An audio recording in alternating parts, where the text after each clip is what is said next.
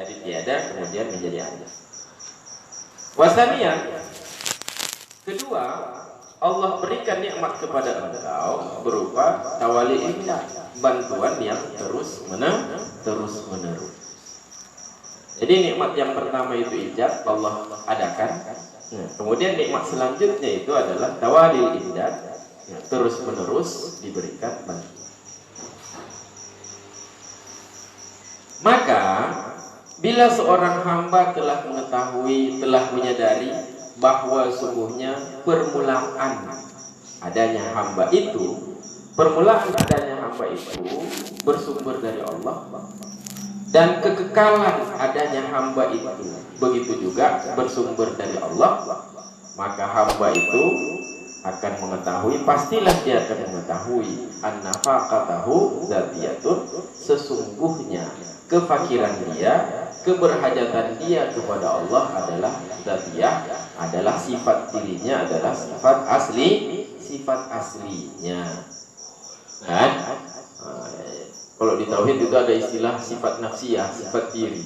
Jadi sifat nafsiyah itu adalah sifat yang zat itu tidak akan ada melainkan tanpa sifat itu.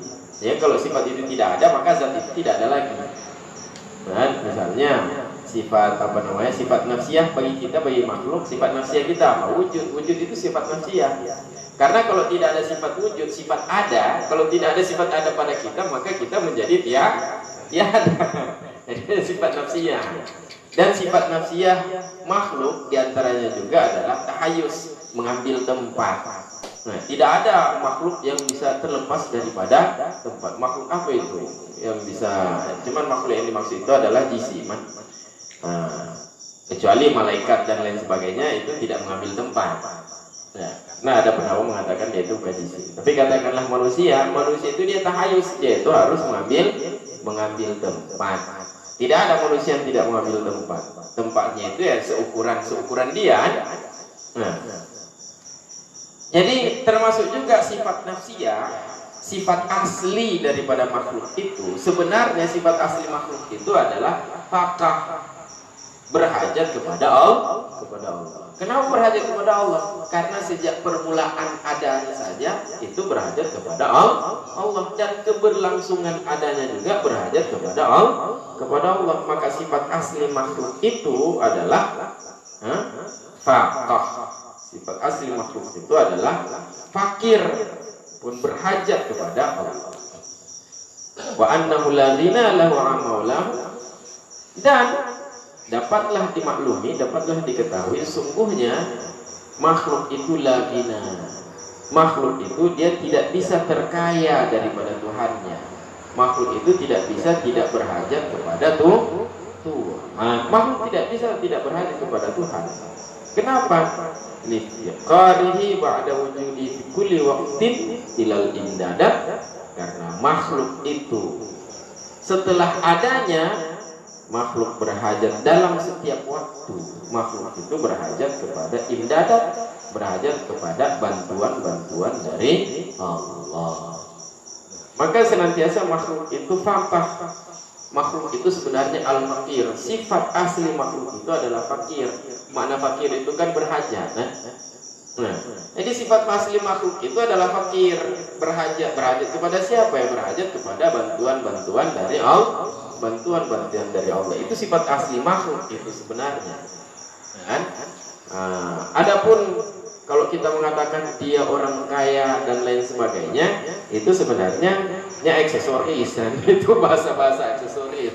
Kalau kita bicara yang sebenarnya, tidak ada orang kaya, semuanya itu fakir, semua makhluk itu fakir, semua makhluk itu berhajat kepada Allah. Cuman dalam bahasa ekonomi saja orang mengatakan, kalau penghasilannya sekian, maka dia itu sudah berada orang di ekonomi menengah ke atas. Kalau penghasilannya sekian, ini orang menengah ke bawah. Kalau penghasilannya sekian, itu sudah berada di garis kemiskinan. Itu di bahasa ekonomi. Bahasa zakat juga seperti itu, karena ada istilah fakir, ada istilah miskin, kemudian ada istilah aghnia, orang-orang kaya. Tapi kalau bicara bahasa hakikat, Hakikatnya semua makhluk itu fakir.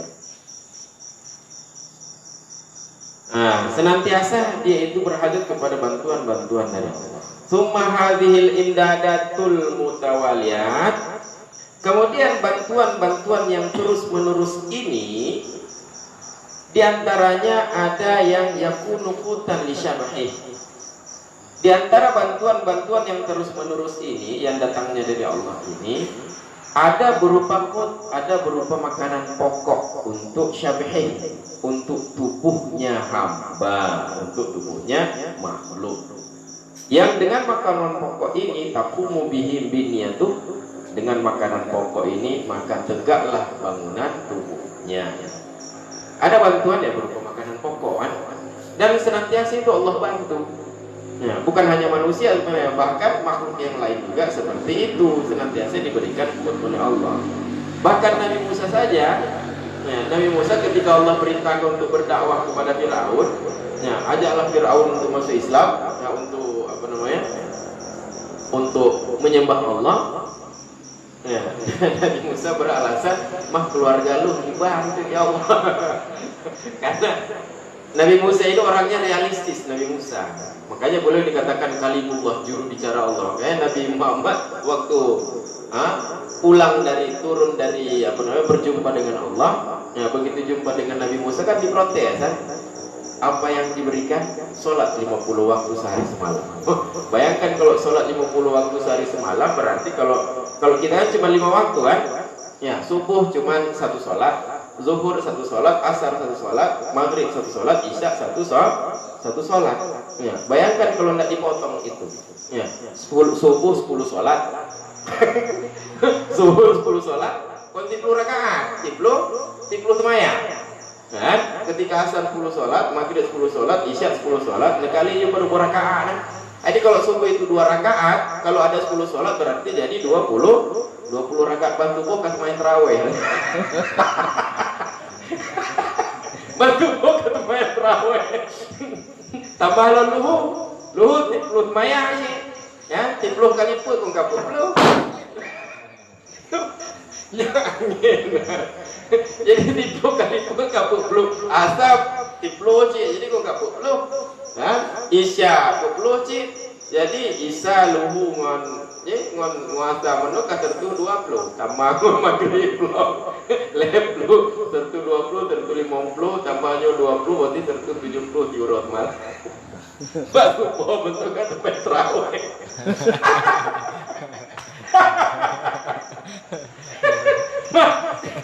Aku terpupunan jadi menang jaga subuh positif lu, hai tak kata le tu bayang. 20 ya Allah gimana tak kata Allah. Kaki lah pakai neraka. 20 ya Allah gimana cara tak kata. Itu demi tinggal lu, anak demi temai yang kau kapok lu, tubuh kalau yang puput, lu kapok lu.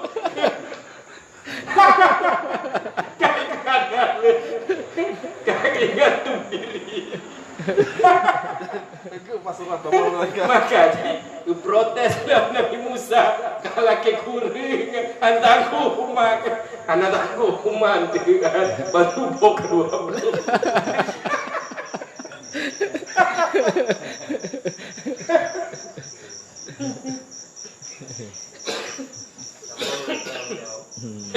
Lagi kuring. Jadi karena selalu diprotes oleh Nabi Musa, akhirnya kurang ya Allah. Dari 50 jadi 5. Subuh kaji 3 mendom, tapi 2 rakaat. Nyampi nayah ibu, nayah anak temen subuh. Bakal tahu ibu, kibang kemudian 20.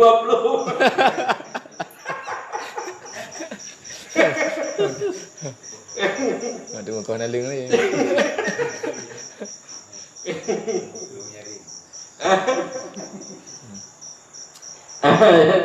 Jadi Nabi Musa juga protes. Nabi Musa orang realistis saja. Sampai waktu jalan dengan Nabi Khidir kau protes, tapi pakon kapok. Pakon je. Itu kau protes Nabi Musa. Jadi Allah suruh berdakwah ke Fir'aun, beliau protes, "Kipang keluarga pun." Jadi Allah suruh pukulkan tongkat ke batu. Jadi boleh pukulkan tongkat ke batu, batu terbelah, di batu itu masih ada batu lagi di dalam. Boleh pukulkan sekali lagi, batu terbelah, di situ boleh lihat. Nah, begitu terbelah, di dalam batu itu rupanya ada semut. Ya, ada semut lagi makan. Ya, sambil memuji Allah, Maha Suci Allah, segala puji bagi Tuhan yang tidak lupa akan hambanya. Jadi semut saja, semut yang berada di 2 lapis batu. Ya, masih diberikan masih diberikan makanan pokok oleh Allahnya, indah. Itu adalah bantuan dari Allah. Maunya anak indah dari Allah. Nah, maka tidak akan bertahan keberadaan makhluk. Jadi bantuan itu ada berupa bantuan makanan pokok. Ya, lagi cerita urunya. Walaupun rumah itu pintunya kita cor, jendela kita cor, ya, tetap saja akan ada cara Allah sampaikan makanan pokok kepada manusia yang dia cor pintu rumahnya, dia cor jendelanya. Kan? Dia ingin membuktikan bagaimana cara Allah sampaikan makanan pokok. Dia akan sampai nanti 5 hari setelah itu paling akan ada suara ambulan jatuh tetangga kagak puas. Nah, itu ada lagi tanda-tanda kehidupan di sebelah. Paling datang ambulan nanti ya. Datang ambulan jatuh aja pasang infus yang nyangkut pertama. Yang pasti akan, kecuali memang ajalnya sudah sampai, ajalnya sudah habis. Nah, lihat dulu. Wa minha, dan sebahagian daripada bantuan-bantuan itu ada juga ma yakunu qutan li ma'nahu wa ruhihi. Ada juga bantuan itu berupa makanan pokok juga, tetapi makanan pokok untuk ruh, makanan pokok rohani. Nah, itu juga adalah bantuan dari Allah. Mana contohnya? Seperti iman, ilmu wal ma'arif dan ma'rifah. Senantiasa kita mengingat Allah. Itu adalah makanan pokok rohani. Jadi kalau tidak ada makanan pokok ini, maka jasadnya saja yang hidup, tetapi hatinya sudah mati. Nah, jasadnya saja yang hidup, tapi hatinya sudah mati. Jadi Allah berikan makanan pokok kepada dia. Nah, ada kala untuk tubuhnya, ada kala untuk jasmaninya, ada juga makanan pokok untuk rohaninya. Kenapa fa'ilal insan syai'an? Karena sungguhnya manusia itu terdiri dari 2 perkara, yaitu manusia itu dia terdiri dari roh dan juga terdiri dari jasad. Jadi manusia itu bukan jasad saja, bukan lebih tua roh daripada jasad sebenarnya. Kan lebih tua roh daripada jasad. Nah, kemudian setelah penciptaan dalam rahim sekian bulan baru ditiupkan roh. Jadi manusia ada sisi materialistis pada sisi materi pada dia, yaitu jasadnya, juga ada sisi spiritual, sisi rohani pada dia. Sehingga dan kedua-duanya ini diberikan bantuan oleh Allah. Bantuannya adalah makanan pokok. Cuman beda makanan pokok jasmani dengan makanan pokok rohani. Jasmani ini akan tetap bisa hidup dengan orang makan nasi ya. Nah, kalau di Indonesia nasi, kalau di Timur Tengah dan Eropa gandum. Nah, sedangkan rohani itu akan senantiasa hidup dengan manusia itu yang pertama dia beriman kepada Allah dan senantiasa mengingat Allah. Kemudian kalau ketika rohaninya itu akan mati, karena tidak pernah ingat Allah, sering Allah berikan terapi kejut seperti orang jantungan, karena ada itu untuk bikin dia terkejut kan. Ketika hatinya itu sudah mulai mati karena tidak mengingat Allah, tahu-tahu Allah timpakan musibah, Allah timpakan kefakiran, Allah timpakan sakit kepada dia. Ketika itu hidupnya, hatinya, rohaninya hidupnya kembali lagi, dia mengingat, bermakrifah, dia mengingat kepada Allah. Jadi ada dua perkara ini bantuan dari Allah. Wal indadul awwalu amun lil mu'minin wal kafirin. Bantuan yang pertama yaitu bantuan berupa makanan pokok untuk jasmani. Bantuan yang pertama itu makanan pokok untuk jasmani, itu amun lil mu'minin wal kafirin, itu umum. Ya. Ada Allah berikan kepada orang beriman, juga Allah berikan kepada orang kafir. Ya, sama dengan nikmat ijad, sama dengan nikmat pengadaan. Pengadaan juga itu adalah nikmat yang umum. Ya Allah mengadakan, bukan cuma Allah adakan orang beriman, Allah juga mengadakan orang kafir. Wasani khasun bil mu'minin, sedangkan bantuan yang kedua yaitu makanan pokok rohani. Makanan pokok rohani itu khas bil mukminin, itu hanya Allah berikan kepada orang-orang beriman. Sedangkan orang-orang yang tidak beriman, orang-orang kafir, itu rohani mereka itu sudah lama mati. Kecuali dia mendapat hidayah dari Allah. Nah, dia. Nah, pertanyaan dah.